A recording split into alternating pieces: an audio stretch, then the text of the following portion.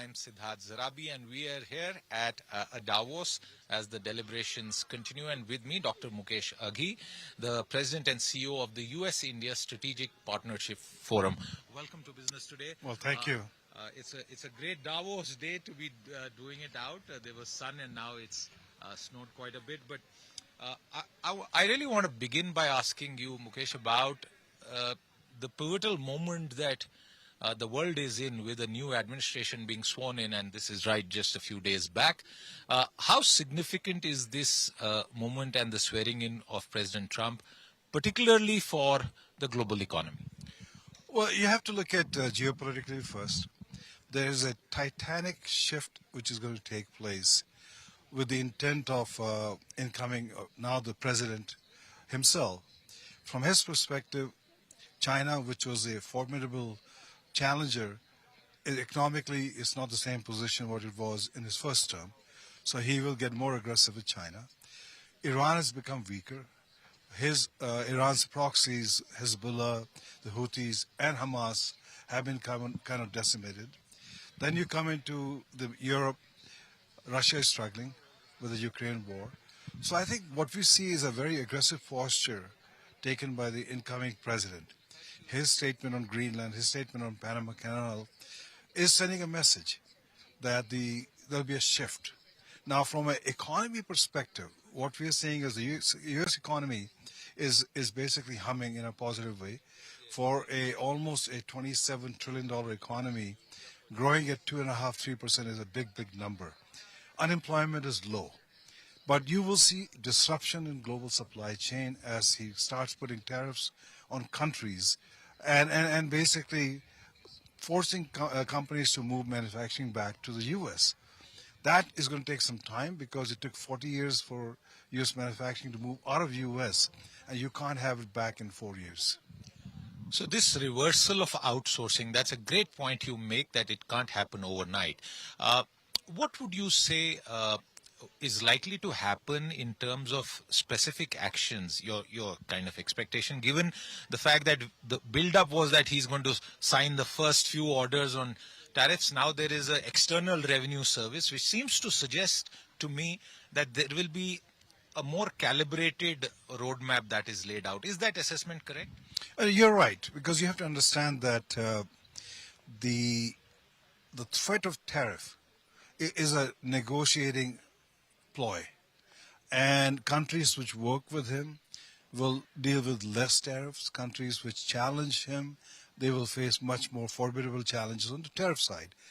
By setting up an external revenue office is sending a message that we will collect money, and you have to understand that his objective is to bring down U.S. government expense by $2 trillion, and but you need to have some kind of other revenues coming in because the deficit of U.S. is tremendous. Today, U.S. is servicing its debt by almost $1 trillion a year itself. So we do expect calibrated approach on tariffs on nations which will partner. And I think it's going to impact countries that are geopolitically aligned with the U.S. They may have lesser tariff, but then you look at what he's done with Canada and Mexico, 25% tariff. So I think we live in a little uncertain scenario at the moment, but you will see some turmoil for 6 months before things start settling down. What does this likely reversal of outsourcing, in a way, ghar wapsi for U.S. firms who benefited from lower cost manufacturing outsourcing to various economies? India has benefited as well, including our IT powerhouse companies. What will it mean specifically in the Indian context, Mukesh? What's your reading? So my read is it's an opportunity for India. And if you look at purely from an IT perspective, as the economy grows, as some manufacturing moves back, you will need more people. You'll need more educated engineers. Today, we have a shortage of software engineers. So the gap between supply and demand will become bigger. And that means either you get in more H-1B workers into the country or move jobs to India itself. The flourishing of GCCs, which are taking place, is a sign that companies are saying, hey, I'm not going to wait for people to come in. Let me just move a lot of these jobs to India itself. Now, from a manufacturing perspective, I believe that overnight you can't move all manufacturing to the US. So what we see is high-end manufacturing moving to the US, but mid-level manufacturing and low-end manufacturing, India has an opportunity to grab that. When I say mid-level, for example, in the chip making, US wants to make chips which are 7 nanometers and below. India wants to make chips which are 15 nanometers and above. So there is a potential to collaborate because you don't want all the chips coming out of China and they corner the market.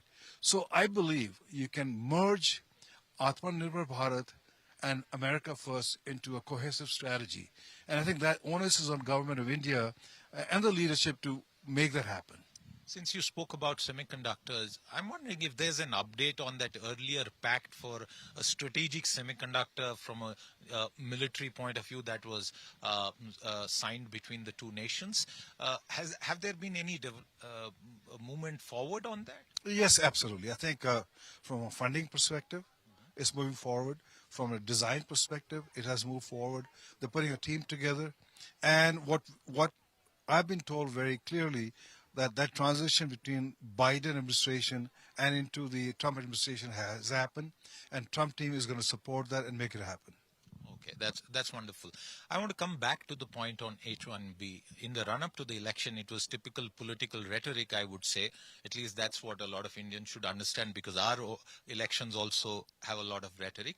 But one of the important statements was President Trump doubling down in some ways in support of H1B. Does that, in your reading, mean that the cloud over H1B and the possible impact that would have had on Indian companies, including in the IT services space, has lifted? I wouldn't say the cloud has lifted. You have to understand the base of Trump, which is the MAGA base, is dead against H1B. But at the same time, his other base, which is a tech titan, all the leaders, they want H1B. So he basically bought some time and peace to deal with that issue. But at the same time, you have to understand H1B also has been abused and exploited. And we need to work hard from our India side to make sure that that exploitation does not happen. Now, more important is as you move forward, you will see some shift taking place on H1B. My thinking is they will put some kind of a much more incentive on hiring PhDs coming in STEM program from the US universities or graduate students coming out of STEM program. They may probably prefer that than going into H1B visa itself. The all number indications with all the numbers are for every 10 H1B visas which are rejected, 9 jobs move out of US to other countries. For every 10% they don't move forward with H1B, $85 billion is impacted on GDP. So it is in the interest of US and the US companies to move that forward, but in a manner that is not exploited.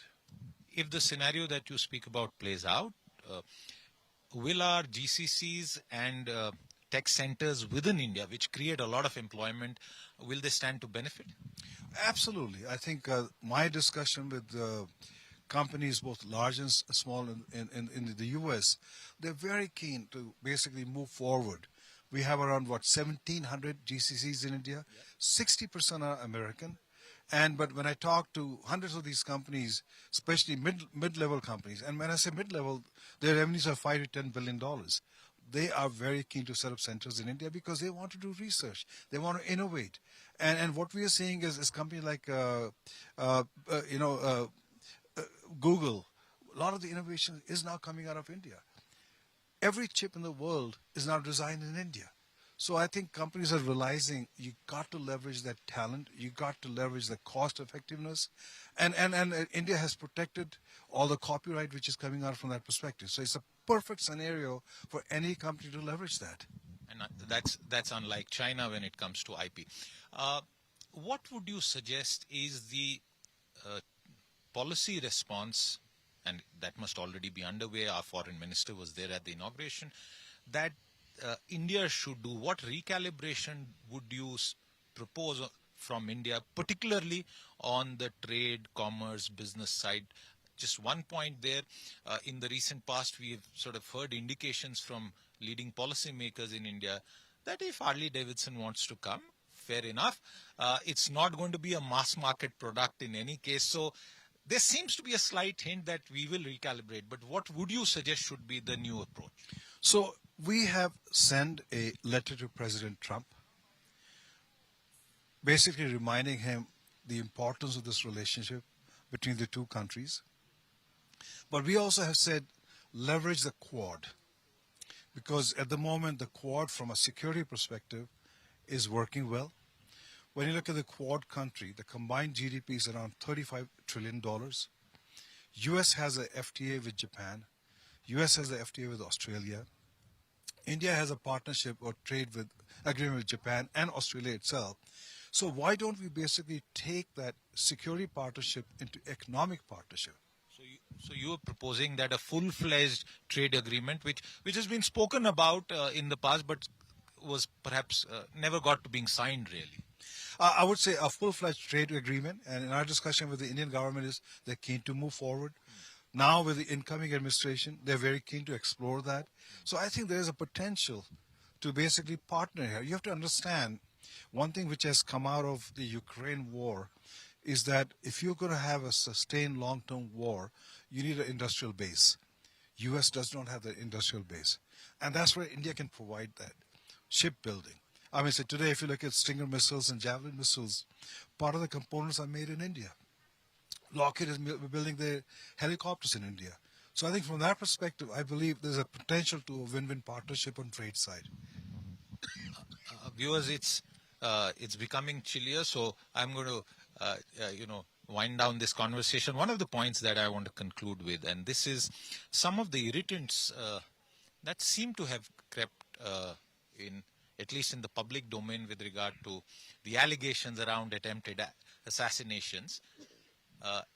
In the previous administration, it seemed that it would be a very sticky point. India has responded, in my view, very professionally to these allegations, and the US has also been pretty calibrated in its approach, unlike Canada. Are these irritants going to cast any kind of shadow in the new administration vis-a-vis India? Well, let's take the Adani filing of the suit by SEC. The alleged crime was not committed in the U.S. The investors from the U.S. have not lost any money. So it's basically a prevalent lawsuit put in by SEC using taxpayers' money. And in our discussion with the incoming administration, our thinking is they will say, why are we wasting our money? So from that perspective, on that issue, I think it's going to dissipate with time. In regards to the Panam case, I think India has given satisfactory answer after the inquiry, and I believe the Trump administration would be satisfied with that. At least in my indication, whatever we've heard, that they just want to move forward. They believe the relationship is much bigger than those irritant, and both sides are handling it with maturity, and I don't think that's going to be a showstopper. Well, clearly, for the India and US partnership and relationship, which has been described by multiple people, including previous administration in the United States, as one of the most consequential partnership of the 21st century, moving forward, as Dr. Mukesh Aghi says, is perhaps the best way. Thank you very much for your time with us today. With that, it's a wrap. We'll be back with more. Until then, goodbye.